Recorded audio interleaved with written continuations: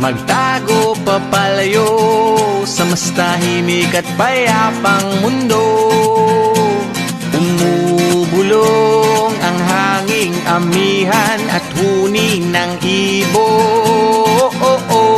Dumudulog at tinatawag na tayo ng bundok.